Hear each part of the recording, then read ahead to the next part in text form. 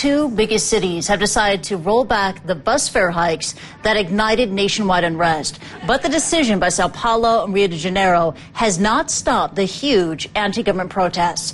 And thousands returned to the streets of Sao Paulo on Wednesday. And protesters say that they will be back on the streets today in massive numbers. And in a city near Rio, protesters set fire to barricades and clashed with riot police. Another night of violence in this part of Rio State. Protesters again clashing with police, who used rubber bullets and tear gas to disperse the crowds. Attacking the bus was symbolic. This whole mass protest movement started over plans to put up bus fares by just a few pennies. But it spiraled into so much more. The mayor of Rio gave a news conference where he announced a climb down over bus fares, but accepted this wouldn't end the protests. Let's not confuse some protests that happens in countries that have dictatorships with what's happening in Brazil. So we don't want any control of the protesters. Protesters in Brazil, they have the right to protest and to say whatever they want. I mean, and this is what we're going to protect. I mean, protect the right to protest.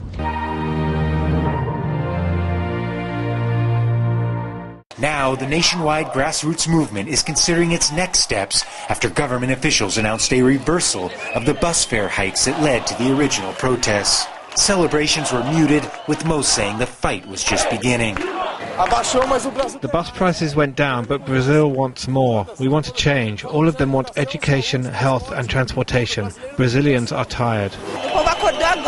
People woke up now. Things needed to change. Like we need good public education for kids. This isn't just for a 20-cent bus hike that we're here. We're here because of all this corruption that is happening in Brazil, and the people realize it now. Their main challenge, to keep the momentum on the streets going. Planned demonstrations for Thursday are still due to go ahead, but no one knows if the mood will be triumphal or deflated. Fireworks at the Fortaleza Stadium, but not the sort the organisers had hoped for. As tens of thousands of protesters massed at the Brazil-Mexico Confederations Cup game, the situation spiralled out of control. Some demonstrators threw stones at security forces. The police responded with rubber bullets and tear gas. We were walking in an organised way, but there were some idiots who went further. I walked very slowly and they shot at my face. I was like that, but they still shot at me. They told us they wouldn't do anything against us here. That's what we were told. But look at this. It's shameful, this country. The protests in Brazil were sparked by rising transport costs in Sao Paulo, but quickly ballooned into a national movement denouncing the billions of dollars of public money being poured into next year's World Cup. On Wednesday, officials in Rio and Sao Paulo offered an olive branch to help calm the unrest.